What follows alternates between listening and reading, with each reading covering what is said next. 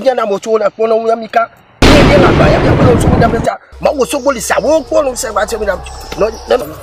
Hello. Pick up your shoe before you get struck by the thunders. Sorry. You are in the house of Mawu Patopa Osobolisa. There is no fear. So my son, what can I do for you today in my shrine?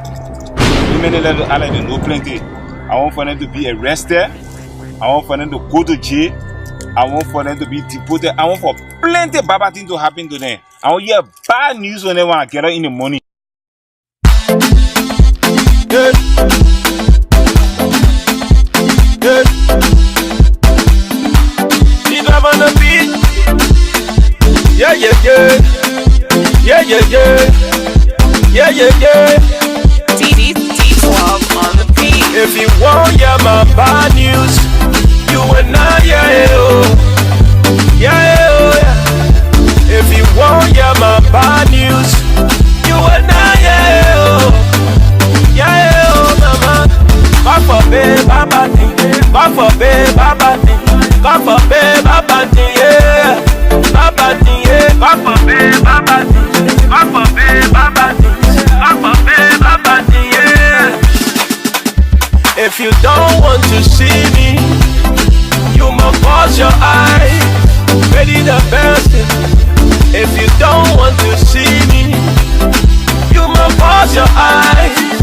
But say, oh mama, enemies of progress, they don't want to see you shine. See you shine, mama. Enemies of progress, they don't want to see you prosper. Prosper, yeah. They want to see you die. Then I want to see you shine. They want to see you cry. Then I want to see you smile. So negative. No more positive. Every day I do it. We try I do it. Yeah. So negative. No more positive. Every day I do it. We try I do it. Yeah. If you want, yeah, my bad news. You and I, yeah, oh, yeah, oh, yeah. If you want, yeah, my bad news.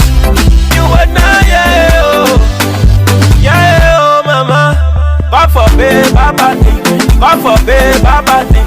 God forbid, baba thing, yeah.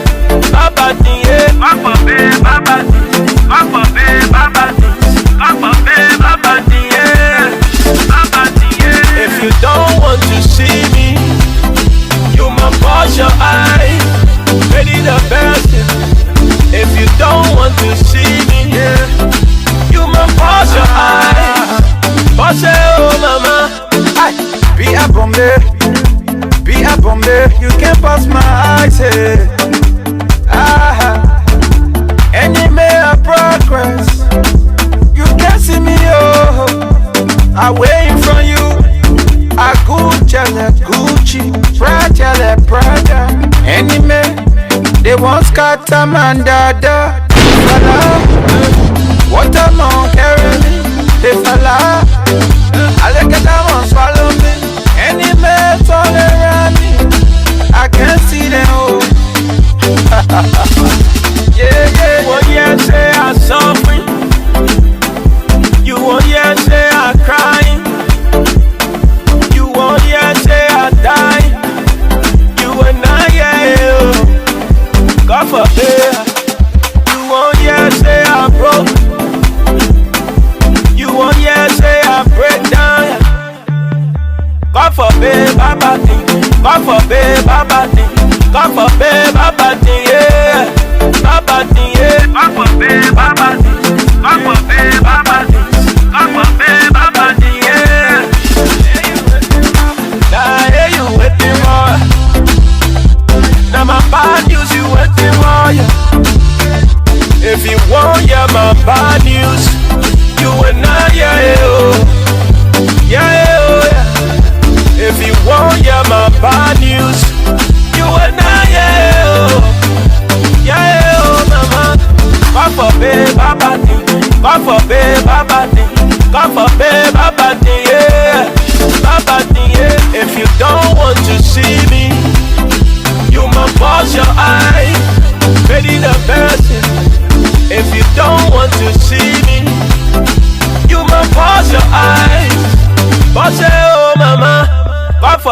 baba ni. Papa be baba ni. Papa be baba ni, yeah. Baba ni, yeah. Great cute, Jody Franco, Grace Kuna, two super brother. DJ Eddie, D12. They can make it up, they can try it, yeah, yeah, yeah.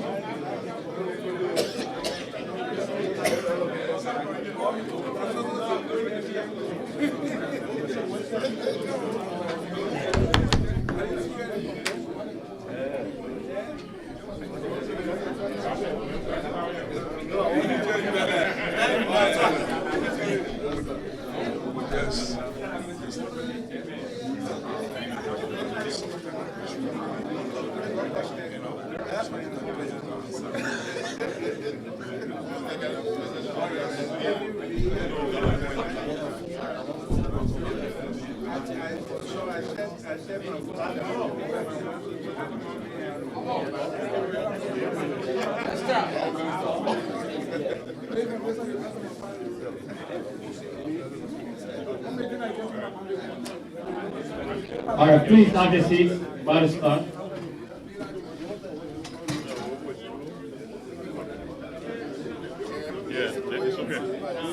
Please have your seats.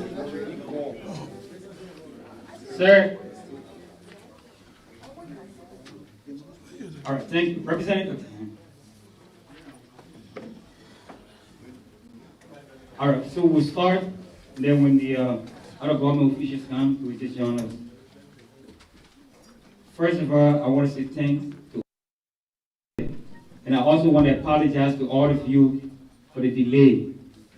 You know, from Washington, D.C. here, it's not easy traffic, and I can assure you the minister is on his way here and he will be here soon.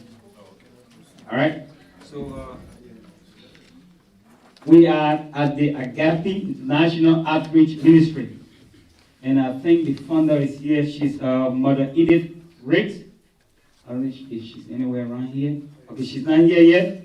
And then we also have Pastor Editors Ade. Okay, he is here. He's the pastor. So we'll call Pastor Ade to give our opening prayer. Pastor Ade. Let the church say amen. Amen. The church is us, it's not the space. Amen. I just want to recognize the president of the Liberian Minister Association, Bishop Dr. Marion Mason, and other men of God in this house, the likeness of Bishop Dr. Gabriel Lotman. Thank every other man of God who is here for coming to grace this occasion. The essence of this is to preach the politics of faith and governance. Amen. So it's an opportunity for us to engage our leaders, irrespective of our political affiliations, regarding our nation states. Let us pray. Father, in the name of Jesus, we come before your presence to have a conversation with our leaders. We pray that this opportunity will be done in civility and peace. We'll comfortably speak truth to power, but in peace. We thank you for the wisdom behind this exchange. We thank you for the tolerance. We thank you for the patience. We pray that whatever is discussed here can become a recommendation for change.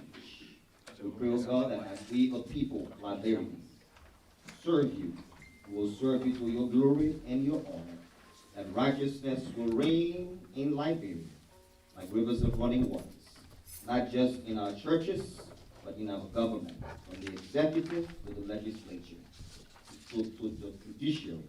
We're trusting in you by faith that this will be our portion, that prosperity will become our possession, and that there will not be an economic divide between the rich and the poor. In Jesus' name. Amen. Housekeeping. Oh, housekeeping. Yes. Thank you. I believe many of us have eaten our pizza, and therefore nature will take its course. So should that happen, we have restrooms in the back to your right. There are plaques on the wall. M-E-N is for men. W-O-M-E-N. War men. If you don't see the war, go to the men. Amen. The only difference, one of them get war behind it. The war me is not behind it, don't go there. Amen. All right, so the exercise on the walls, in case the electricity goes off, these lights don't go off by regulations. If you don't have your glasses and you need personal for me, if I need to escape this room and your weave is too big for me, I will leave you behind.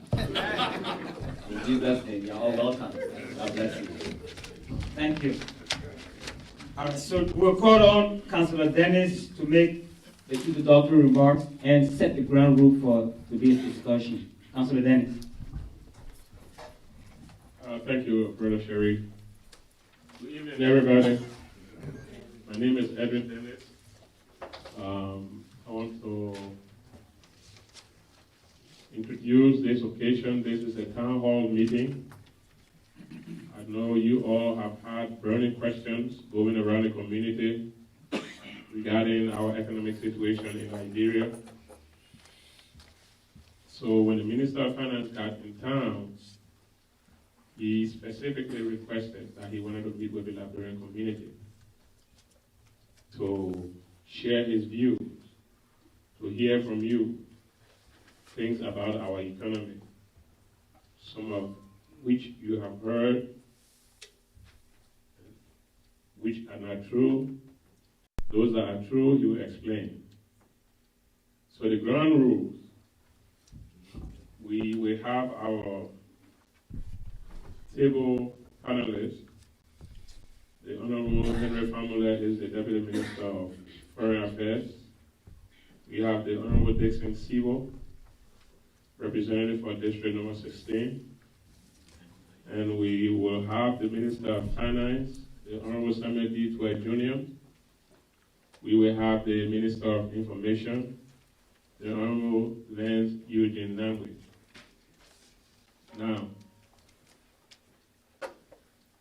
as you see in your program, Honorable Famula will make the introductory remarks, and the ambassador, we hope that he gets here to do the welcome remarks. But we will have a conversation.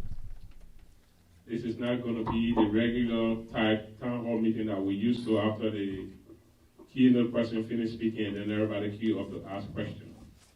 We will be discussing. So intermittently, we'll be taking questions from the group here, people from Facebook, and other people in Liberia who are monitoring this program. By the way, the program is live. So if there's anything that you don't want anybody to know or see, don't do it in here. Because it becomes news tomorrow. So this program is being streamed throughout the world, including Liberia. So you will raise your hand. The minister or the panelists will do 5 questions at a time. If somebody is speaking, please listen, because when you start to speak, you will want people to listen to you. If your question is not answered the way you want it, please don't interrupt the next person who will be speaking. We may always come back to your question if time permits. So at this juncture, raise your hand, we'll take 5 questions at a time. We'll take the microphone. Somebody will be taking the microphones around.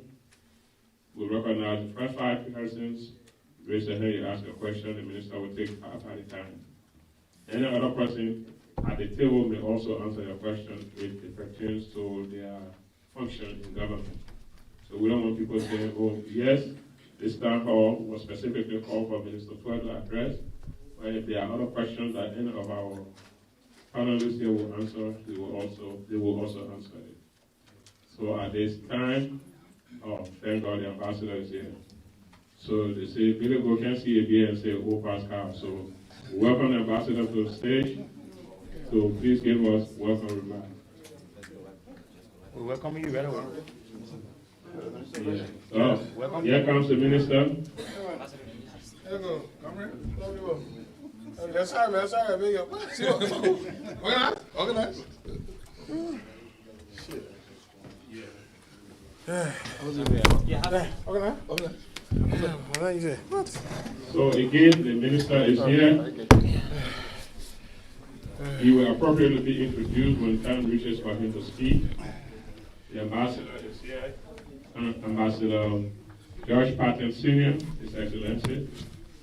So at this time, I will take my seat and turn over to Yaya Sherry. Thank you very much. I want to welcome the minister. Honorable Minister, you're welcome. Honorable Ambassador, you're welcome. Thank you. All right, so we get to the next item here, number 4. We have number 4 will be remarks by Honorable Henry B. Family, Deputy Minister of Foreign Affairs, Republic of Liberia. Honorable Family. No, the ambassador, welcome. You know what? Thank you very much. I'm excited because I see the people, so don't blame me. I will call on, now we got welcome remarks. So we'll call on Ambassador George Patton to make the welcome remarks. Ambassador Patton, please. Thank you, Sheriff. We're glad to be here. We just want to welcome our own people, Liberian people, to this hall. It is good that you've come to listen to our senior officials here who have to tell you, so stay tight. Thank you very much. Thank you, Honorable Ambassador. I will shut and sweep. I will now call on the Honorable Henry B. Family, Deputy Minister of Foreign Affairs, to make remarks. Honorable Family. Thank you very much. All protocol observed. Let me again thank the organizers for this August Assembly. Those of us at the Ministry of Foreign Affairs, part of our responsibility is not only to print passports. Part of our responsibility is to unite our diaspora community and put them forward with the leadership so that we can have the cross-fertilization of views that will enhance the development of our country. I am very pleased to serve as the Principal Deputy Minister of Foreign Affairs. I'm in charge of Foreign Affairs, and we have our representative here in the United States, Ambassador Patton. And so this is a forum where I believe that all of the vexing issues that you have, you can now put them forward on the table so that we can now have a conversation. We may not agree on all of the points, all the thematic issues that you will raise, but at least we can agree that we need to improve the situation back home.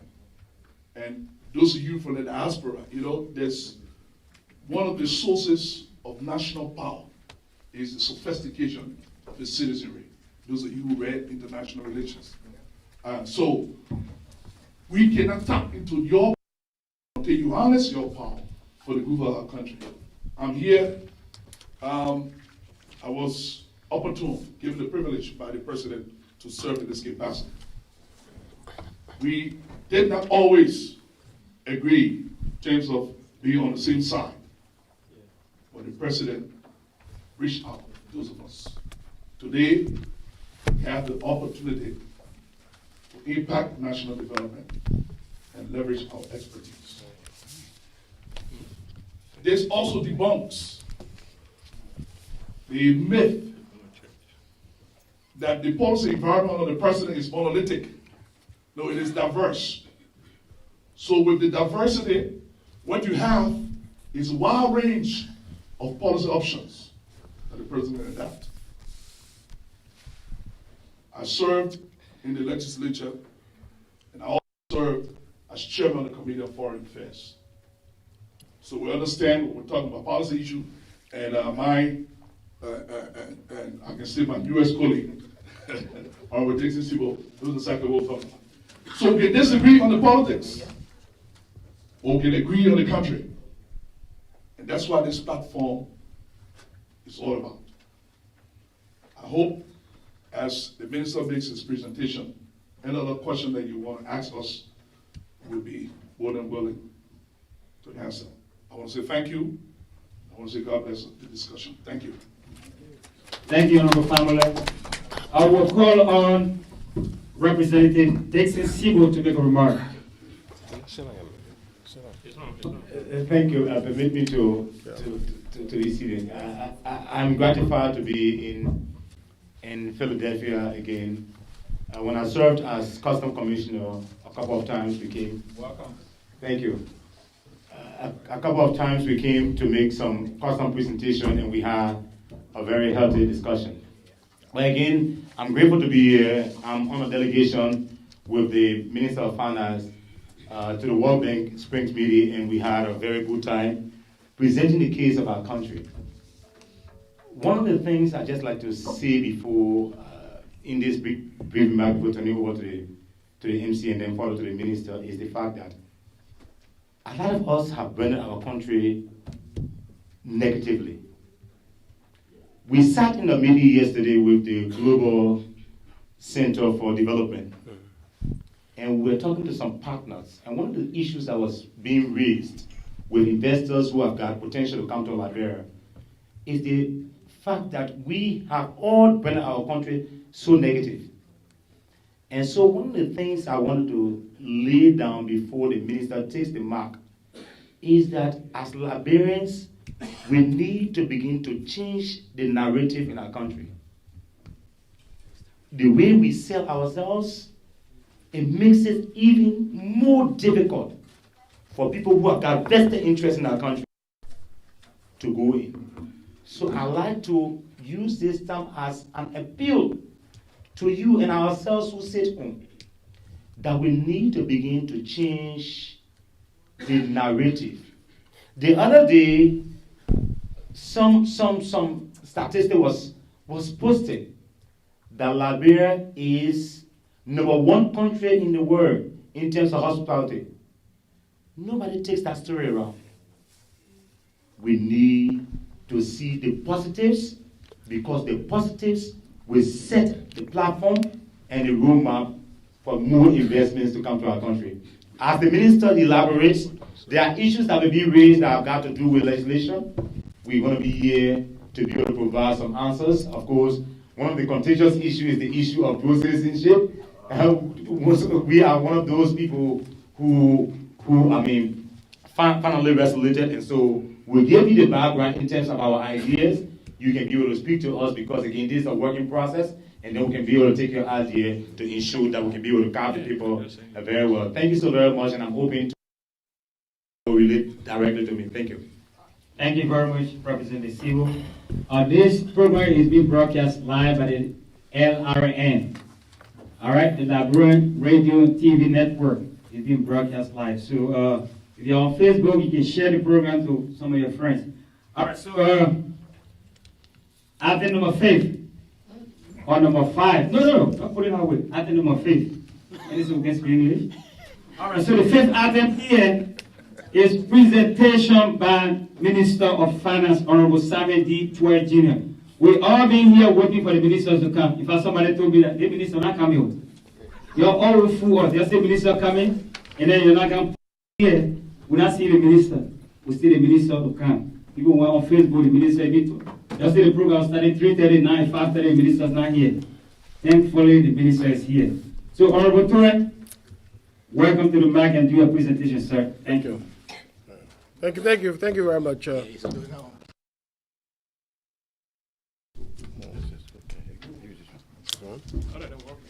Hello. Okay. Yeah, I like this one.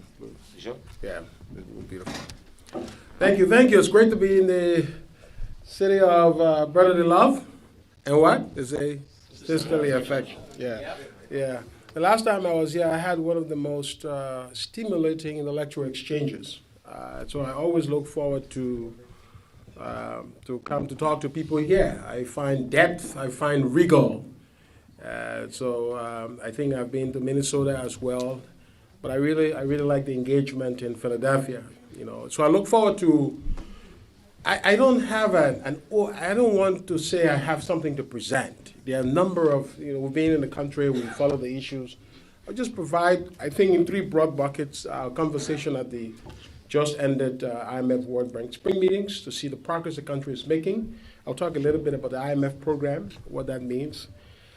I think then I will say we're here to engage on patterns and processes of transformation in our country, where in that process we will dialogue and maybe answer questions. So I don't want to get on a long-winded presentation because I'm at the center of everything that's happening in the country. So I tend to, but as we discuss, we'll have opportunities then to see how we can have discussions on issues that you have. Maybe some people have issues on agriculture, on the budget process, on legislation, on investment, on corruption, and any kind of. I don't want us to spend a lot of time in talking. I want to hear you talk, and then we respond through that prism. I think it's better that way, so we can bucket all of the different issues that people can raise. But I'll provide some overarching remarks, and then in that process, clarify. Before I go, I'll say a few things. In my brief time in government, I've learned some things. I think the public does not have a good appreciation of, how the government processes work, and so because of that, so sometimes the views they hold, and so you can really blame them sometimes for holding it. There's a lack of understanding of what the government process is. What, for example, how payments are made. For example, somebody would think that, Ministry of Finance, the government can just take money from the Ministry of Finance and move without appreciating the complex difficulty of passing payments through. People don't have all that information. So we have to do a better job of educating our people and of informing them what's happening. Spring meetings. Let me say that, let me thank the Honorable and all of those who made the delegation. We've been having wonderful discussions at the annual meetings. We're in discussions with the IMF on a new program. What an IMF program is that a country and the IMF sit, the country presents a set of economic, programs in agreement with the fund, and the two have to agree that, okay, to get fund resources, which are mainly balance of payment support. So the fund is really coming to say, look, your reserve is down. You don't have reserve buffer. If some kind of shock hit you, international reserve has gone down because you're not exporting more. So this is what the fund does. It provides balance of payment support to countries. It doesn't give countries physical cash to build roads.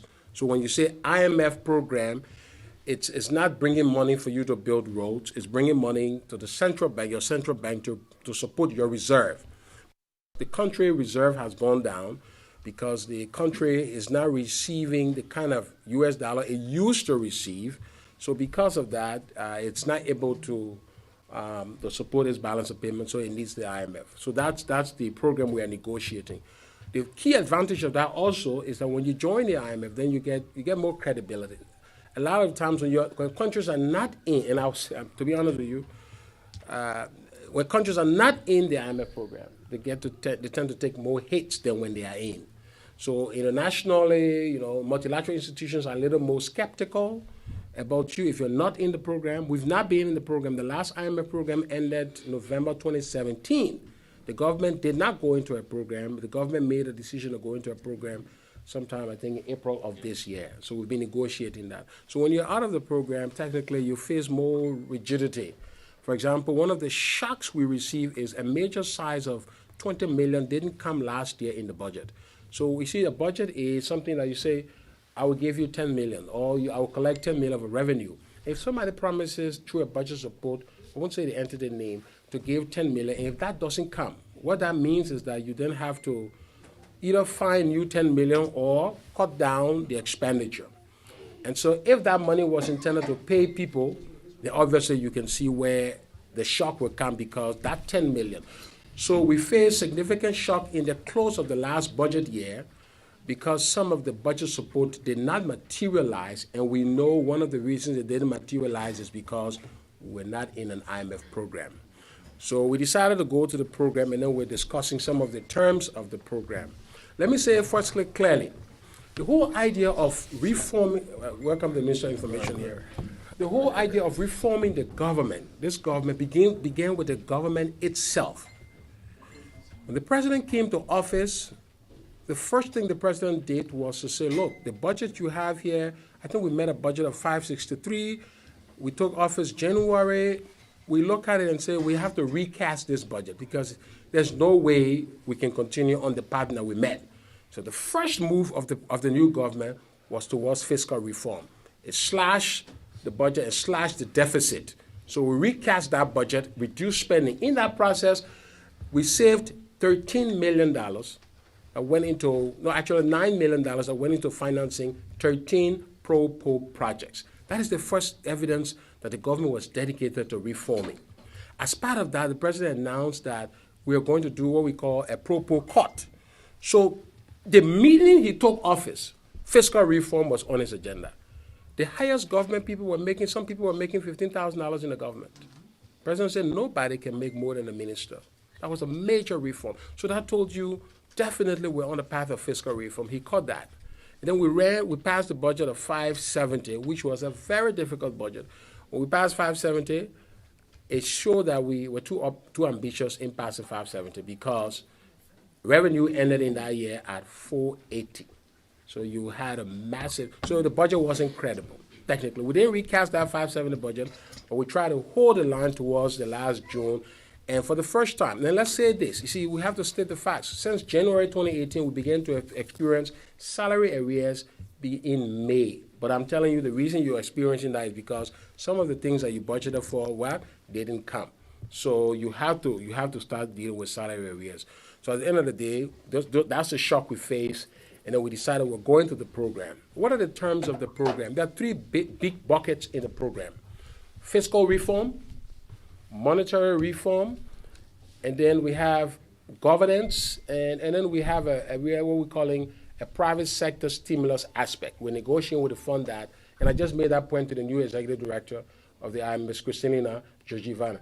I told her that, look, at the finance ministers meeting, the IMF will have to get into a new generation, okay, of developing programs for African countries. It can't just be about fiscal austerity because our people need jobs. Our people need growth. in Liberia, we have a case where we're trying to bring the inflation down. But when you bring the inflation down, technically, it also means you have to slow everything else down. So to bring inflation down and slow everything down means the economy will not expand. So we are pursuing two goals that are difficult. You can't be bringing inflation down and then you'll be spending more. So we are at a point, so I made a point, I said there is a natural tension between inflation management in a double-digit inflation country like Liberia and people need jobs growth. And she agreed. She said, yeah, but we have to find that balance. But the country's priority should first be to bring down the inflation. And so we're working in this program to achieve that balance. We're telling the fund that let's bring the inflation down. We'll do all of the reforms, but we also are worried about expanding growth, about providing jobs for young people, vulnerable populations, all of that. So on the fiscal side, we are agreeing that we already started the reform. The reform process started before the IMF. I was here in April when the president said, let's do the harmonization thing, and we started. So this is not an IMF imposed thing. We decided that you had to adjust the wage. There's no question. Of course, all of the development partners have been calling for that for a long time, and we were not able to do this. This was something we kicked down the road. Total wage ending up around 330 million. In a revenue base of 480 or 460 minus 330, the country I would like to make this point, and let's say this.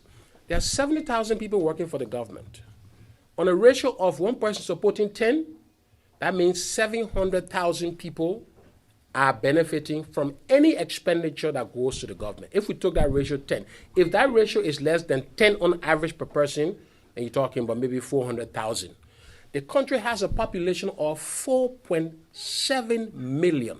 What that effectively say, any money the government of Liberia spend, only 600,000 citizens can benefit.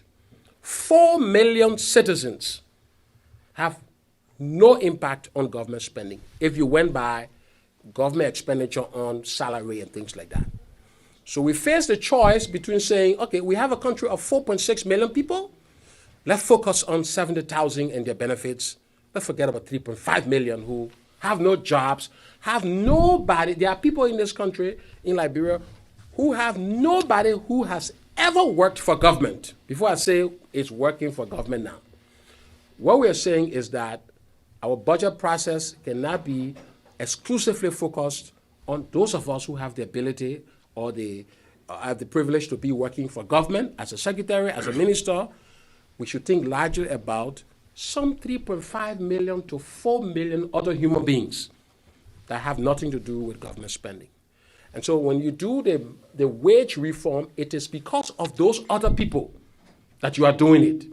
When you bring the wage of 9,000 people down and carry the wages of 15,000 people up and save 26 million in that process, so you can put some money in agriculture, put some money in roads, put some money in health, put some money in teachers. We still don't have money to pay to close the teacher gap. We need 7,000 more teachers in the country. We don't have money for that.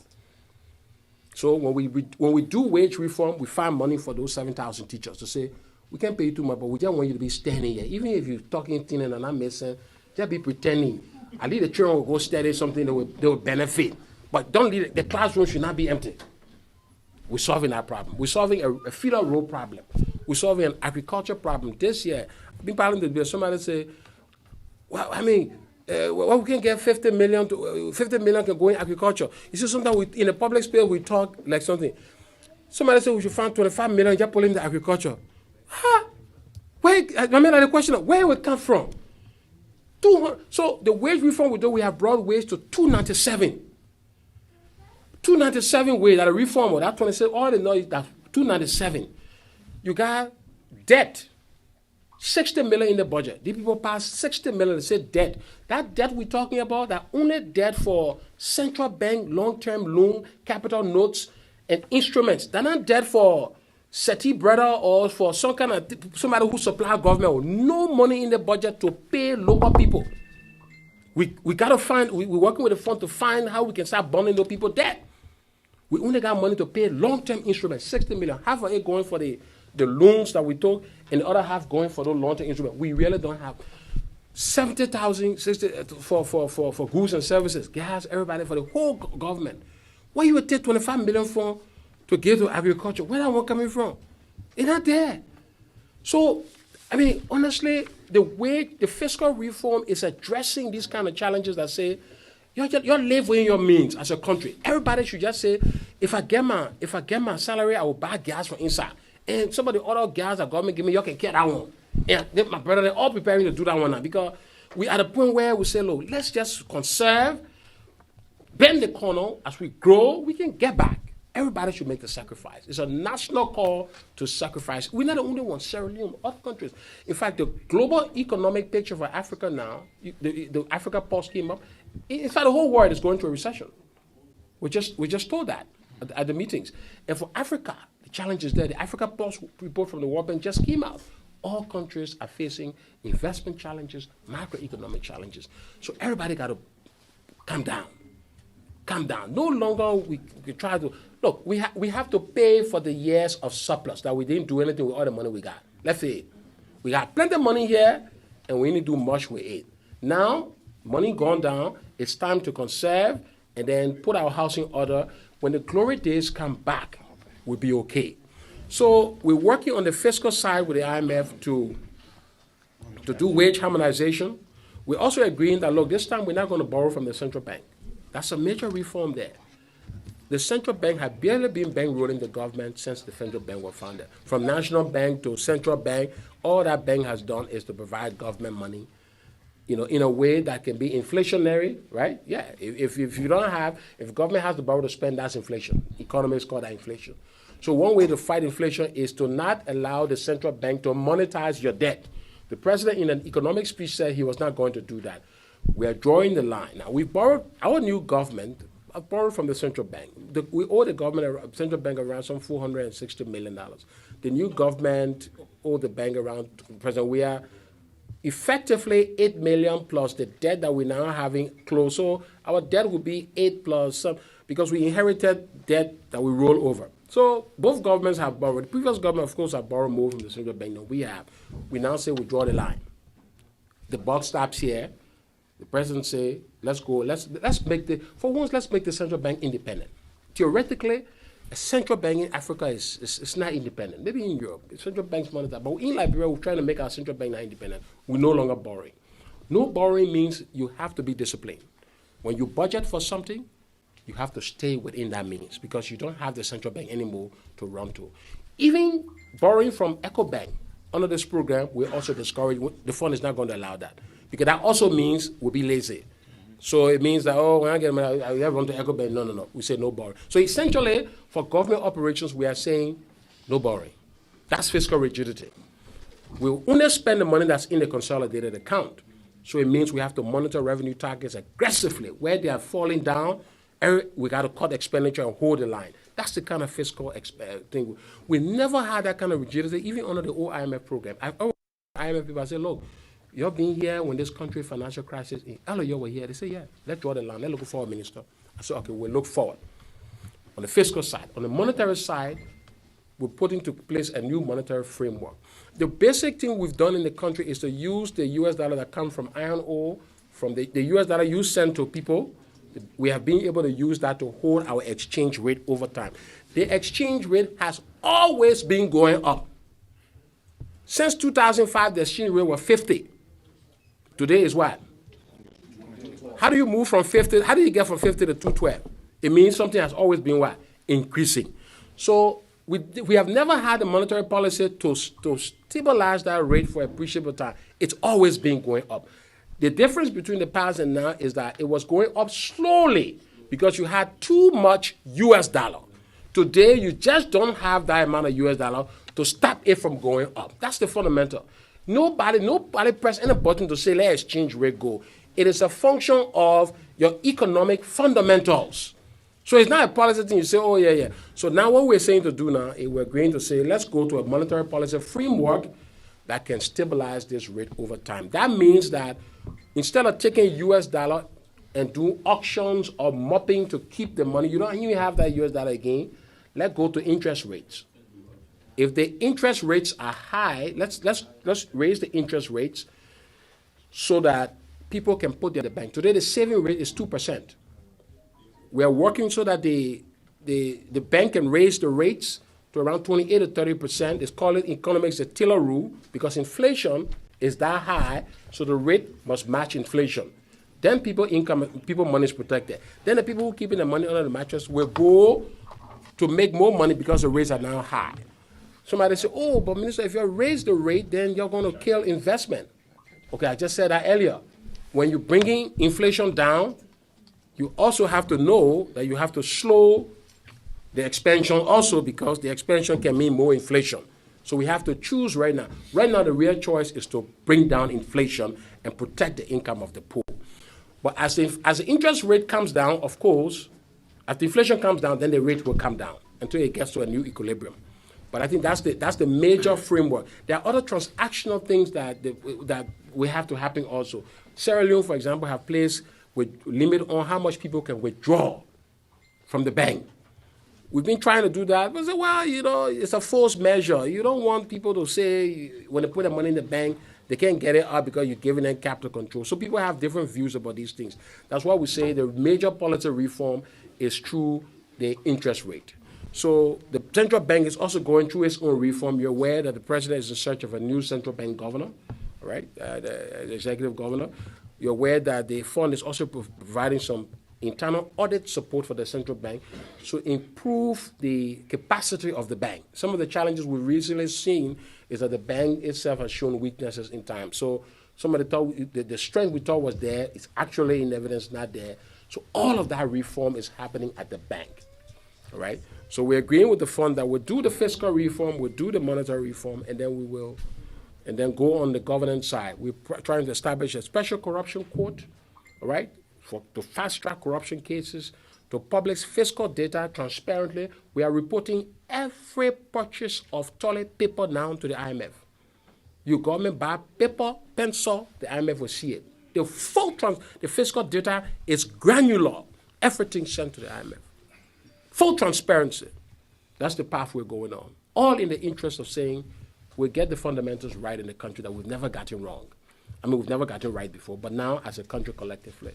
So I can report that, I think, after our presentations at the IMF, at the World Bank, where we challenged and said, look, World Bank, what we want to do now with the IMF program coming, we want you to pay attention to agriculture. He was in a meeting. And the World Bank decided to say, yeah, I think going forward, most of our meetings can be around many things, but right now, the government has asked that we do a big focus on agriculture because this is where transformation is going to happen. A lot of money is in agriculture, but sometimes we don't see the result, all right? So we decided to say, let's change the paradigm. I talked to the IFDB people, they've agreed that all of these entities are going to work together so we can find major financing for money under the directive of the president. The president met all the development partners at one time, Minister of Agriculture, and said, I'm not happy about the way agriculture is looking because I know how much money is there. How can we have 400 million and we still can't grow anything in the country? So what has been happening to 400 million? Everybody agreed. It's a new game in town. So the whole idea is that agriculture, food crop, and cash crop, established with a value chain is where the growth is going to happen. We got to talk to banks. Banks are sitting down on vault cash, and they can't put in agriculture. Why? Because they say it's too risky. So in this budget, we put $2 million there.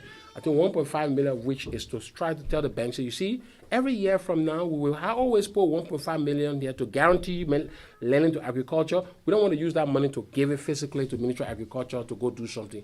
We want to tell the bank, say, if you think you're going to lose money, we can use this budget money to replace your money. So put money on the terms. You talk to somebody like Jenny Cooper who's doing rice. She said, Minister, I can't get financing. And if I get financing, they say I should start paying back in 6 months. What kind of financing you give somebody who's doing rice? That's not a finished study on any stuff. That's not financing. We want Jenny Cooper, for example, to get a 2-year grace period. We want major rice people to say, okay, don't worry about paying back for 2 years. Use this money, establish all your things. After 2 years, then you start thinking, General Liberia can get grace period from World Bank for 5 years. Why should an agricultural person can't get grace period? So we want the government to guarantee that. So this is so some of you here who are experts in agriculture who got ideas, this is the time to go back to Liberia because we're going to make sure that money is available for people to invest in agriculture. So if you're here, this is where the jobs are going to be created. I can tell you, we're going to do a lot about agriculture because we can't continue to import chicken, import rice, import egg, import pepper. I mean, it's just not, it's not acceptable. So you can clearly see that. So I can tell you that with the program and the support of all the development partners, and we have some wonderful development partners who understand the condition of the country, who are prepared to help the president and his government, along with the national legislature, to turn this thing around, put Liberia on the path. Liberia, but they expect Liberians themselves, we have to take some difficult choices, and they have seen that we are taking some difficult choices. Wage reform is biting. You can see the protests, but people have accepted that this is the new game in town. The legislature have now made it harmonization, the law of the land. Mm-hmm. Yeah. So everybody is harmonized now. You know, even we understand harmonized people, even girlfriend are all harmonized. Everything harmonized. Yeah, completely. So, but that's the time. Yeah, you know, that's a sacrifice. So I just wanted to throw those few things around to say, look, he said something about messaging, and I can tell you, some of the people who want to help Liberia, when I and Minister of Finance go and sit and make the case, all right? When the Vice President of the World Bank said, Minister, when I hear you talk, I'm optimistic about Liberia. Sometimes I hear too much noise that it makes all of us afraid. But when you give us the reassurance here, you know, you have to come here Washington often so we can get more enthusiastic about Liberia because Liberia needs the help. But then who's doing all this damage? It's to ourselves. And on what basis? It's one thing when something factual is being said and damaging Liberia, I can understand that. To be honest with you, I would appreciate when something factual is the reason why Liberia's reputation is damaged. I can never understand when it is a lie. That is, so I went to the Vice President, he said, sometimes it's not about lie. It's not about lie or truth. It's about the fact that something bad has been said about the country, and the people who are hearing it don't have the time to go look for your explanations and then make decisions on the fly just because of that lie. So do all you can to prevent that lie from going out. That's it. Now, when you hear somebody who is serious in a serious thing say, stop all these lies from coming out. Not the fact, not the point, you know, but it shouldn't come out. Because they want to help the country. Because they also know, that's 16 billion. They also know that it's not possible for one container to have 16 billion inside and get missing, but then they are perplexed also when they see that that's the national discussion.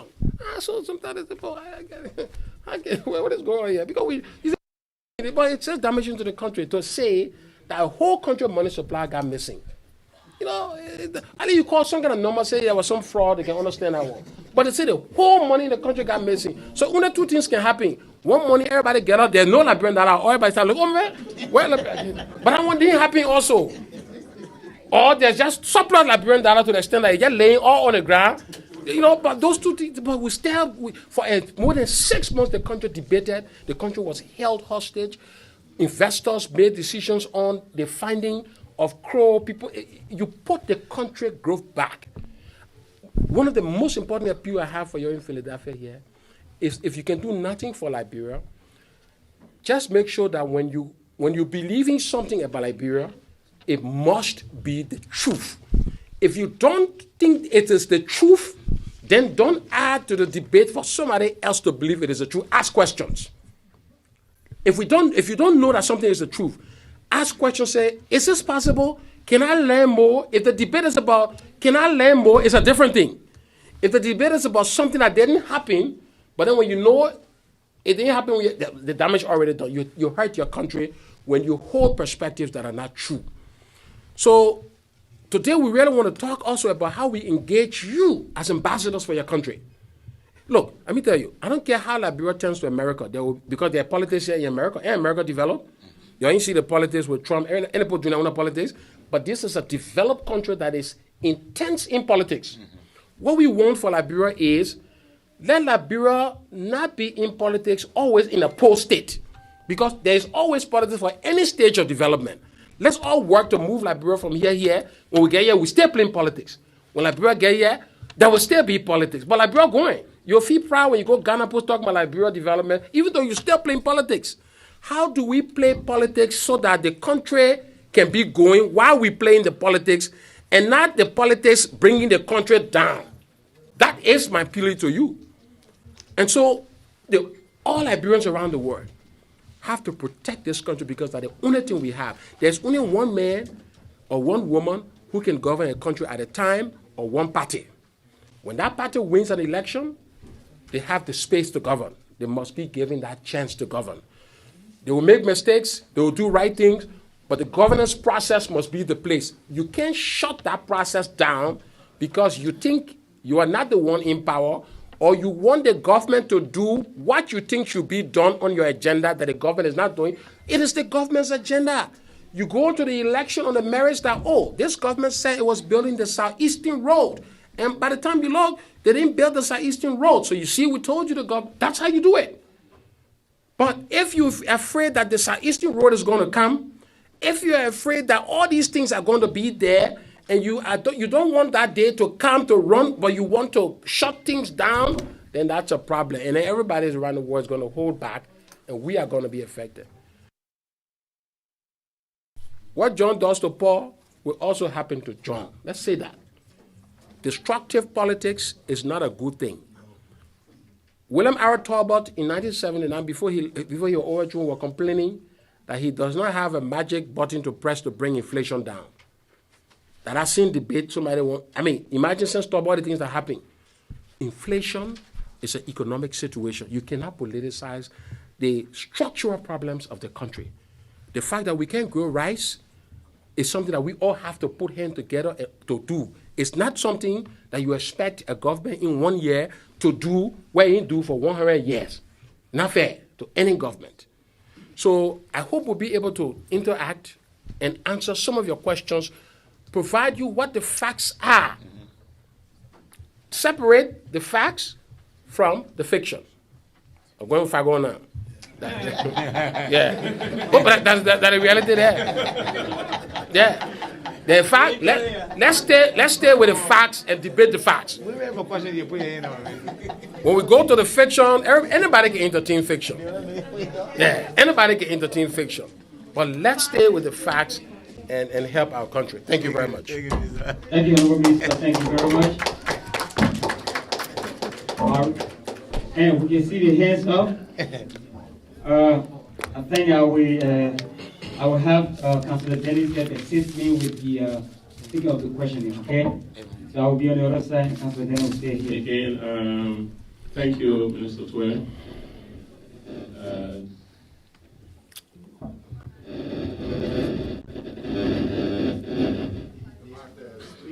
I want to thank you for affording residents and citizens of Pennsylvania the opportunity for the second time to hear directly from you. Being someone who is engaged in the community, like you really said, there are facts, there are fictions. When some of us go talk, so this time you're talking about your people that are in power now, so you ain't get nothing to say. My representative, he gets engaged, and sometimes I lead him to the wolves. We stand your ground. Sure. And they will always say, well, you got nothing to say. I said, but you're talking to the man, what I got to say. So, but what you have rightly said, Mr. Minister, and the Minister of Information, and that has been my concern. The President's second annual message, I heard all these good things, but my imagination was that, so where all the other things are coming from? Like the late Papa Matthew said some time ago, that if you don't inform the people on what is happening, they will either inform themselves or somebody will get the wrong information. So I am of the opinion that the question is, all of what you have said, all of us in here, we understand what our group will call the PB Indians. So we on Facebook, it is live. There's somebody in my hometown, Liberian, there's somebody in West Point. As the result of cutting down salary compensation, government want to save $26 million. But what they hear is that there's somebody somewhere on talk radio who always say they're cutting the people money. Were to, in one sentence, speak to somebody in Newtown who is watching this program in terms of policy objective of the government of Liberia, in terms of addressing the policy objective of the wage reduction, what will you say to that person, at least in one or two sentences? Yeah, let me speak strictly to the people of Matuke, Vahun, Nukutan, the people who don't know plenty of book. Yeah. The government is not able to have, the only thing it's doing in the country is to pay the people the 70 for the government. And then no money will be left for the people in the village of Matuke or in the village of Vahun. So what the government decided to do is to say, look, some people in the government making $5,000, okay, let's say driver. One driver making $1,000, another driver making $200. How is that possible in one government? Secretary, one secretary making $1,500, another secretary making $300. So the secretary who making $300 is always angry because when she go to lunch with her other secretary, she can say, "Me, I'm making $1,500." That's injustice. How can they be the same skill in the same country and the difference between them at $1,000? So the government say, look, what we'll do now is we'll harmonize it and say, in that case, and I'm cutting, we say we close our eye. All secretary who is high school graduate, 2-year training, the pay for you is $400, $500. We're looking at Fred Gwen, whoever. We just cut the line. The secretary who weigh up to 2,000, well, they will count. They will count. The secretary who weigh down will blindly draw the line. What does that do? It saves the country what? Money. That we're happy over there. So it's not really a cut. It's like harmonizing people across a line, bringing people to a pay that everybody can get. All right. Whether you're Minister of Finance, you're Minister of Foreign Affairs, you're supposed to be around the same thing if you are the same skill. That's what harmonization is. The people who where it is a cut, let me tell you where it is a cut now. It is a cut when it comes to this person, this man. When it comes to me. And it will be a cut when it comes to this man. Because you know what? These salaries are already standardized. All ministers make the what? Same amount. So as soon as you say 10%, all the ministers are cut by 10%. People, because all the other skills don't make the same. In the old system, while we're changing it, one minister can hire his brother, whoever, and say, "Man, you can't work for me. I pay you this amount because I'm the minister. So I have the ability to just decide your pay. I pay you made 3,000. Man, can I go?" That's how the country been running. We are now saying no. No minister will have that ability again to pay people because you know them or you hire them. We are setting the pay of anybody based on qualification through the civil service thing. And in that process, we're able to save what? $26 million for who benefit. So we can find money to pay teachers, or we can find money to give to teachers to buy chalk. If you pay the teacher and the teacher not get chalk, the teacher will go sleep. So we give it to post drug. The country need around $11 million worth of drug every year. In the budget, we get $4 million there. So how will you? Where will the other $7 million come from? So we say we're looking for that 7 or 8 million because we're not able to put the 8 million all in the budget because that will also mean either you take out something else from teach something. It's tight. So the only way you could is to harmonize and come down. And the idea is that, look, as the country grows, as revenue improves, all right, things will become normal. So it's for the benefit of the ordinary people. Nobody should lie and say, I answered one question at the CGD where people were saying, the harmonization made inflation, it made inflation bad for people. That also the lie. Because everybody, most of the poor people were making only Liberian dollar. They were earning only Liberian dollar. For the 3,000 civil servants were earning only Liberian dollar. The people who earn in Liberian dollar, when inflation comes, they are the ones who are affected. What the harmonization say is that everybody working for the government must have a share in US dollar and Liberian dollar. If unfair for the big people to make US dollar, then the small people make Liberian dollar, and then they are the ones who are affected by inflation. So we have also said we're supposed to pay them in US dollar. Now that brought also a problem. When you make that kind of good policy, it can tend to bad, which we saw. Because what we said is that the people never had US dollar, right? They had only Liberian dollar. Then we say they will get a US dollar account, then they're not able to get a US dollar account. Then we calibrate a system to go pay them in US dollar, but they didn't get a US dollar account. So what that means, we cancel that and say, okay, until they can get US dollar account, let's pay them in Liberian dollar. So some of the delays with the teacher was about that. We have decided that there was some 2,000. Yes, the people there who paid to it. They kind of men is the most hated man in the Ministry of Finance building because everybody said that they make cutting the poor money.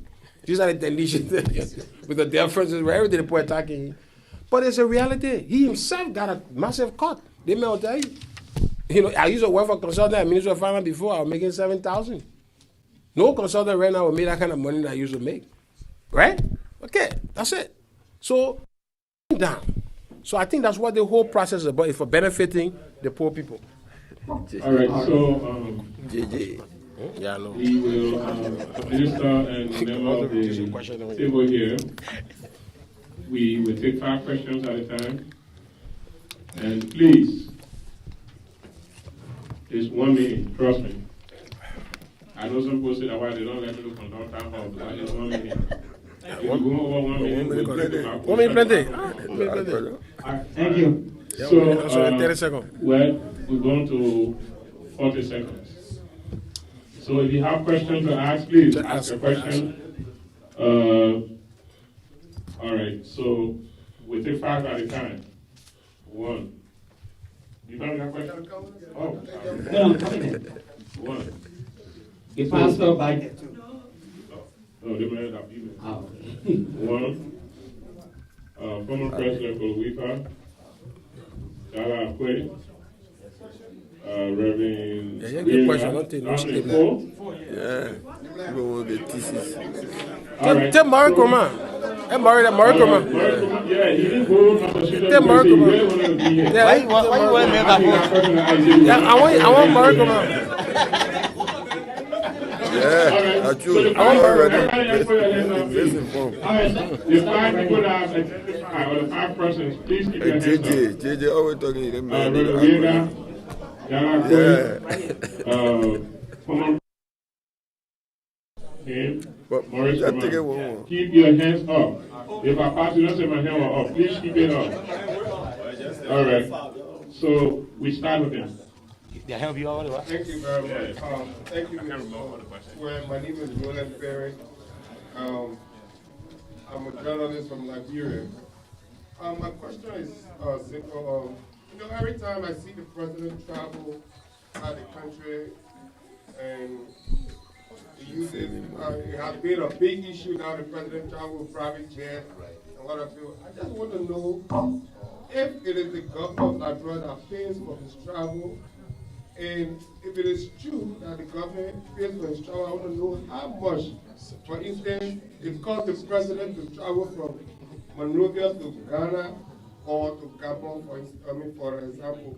And 2, you go to this spring meeting, and the World Bank and the IMF people, do they sometimes ask about the president building his houses? Some people say 42, some people say 17, some people say in just 2 years the president has built over 15 to 17 housing units. Do they ask you? Thank you. The horses. Please keep your hands up. Thank you. My question is, you talk about the drug situations. Here we have the road to health. We have an organization that can utilize the drugs from here in the United States to go to Liberia. If you buy the drugs here, $150, you can sell it to Liberia for 75 cents. And we have visited the Ministry of Health and Welfare. Sometimes we never get any response.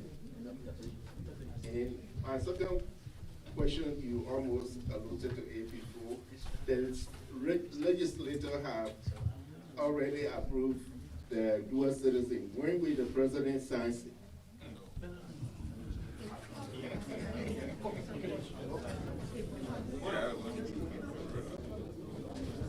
All right. Yes, Mr. Minister, I want to say thank you for the presentation, especially the agricultural aspect that you spoke about.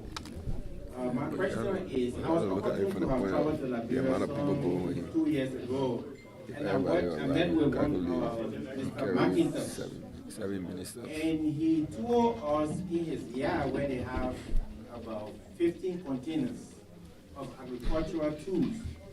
Now that you are speaking of agricultural programs, why did the government stop this man from carrying on the agricultural activities? Does he stop? What's the name of the man? The previous government stopped it. Thank you so much, Mr. Minister, on behalf of our dedication here today. I know we all love Liberia, we're here because we love that country. And I just want to ask this question. Every country in the world do have development agenda that's translated beyond administration. And I believe, like Minister Honorable Eugene, now we're there, you work in the past government. I see my representative there from District 4. And the 12 years of the past administration, there were policies that were put in place. There were guidelines that were put in place for Liberia to move forward. The indication I'm getting from the CDC-led government is that nothing was done in the past 12 years. And the impression is every other thing that was done was wrong for Liberia and you are the city. So today, now you are coming to tell us that we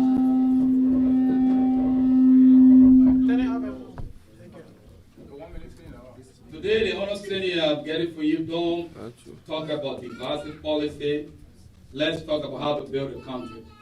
And when I was in Liberia, when Ellen Johnson was in power, CDC, your party, were promoting division, were promoting confusion, and describe the government to be bad.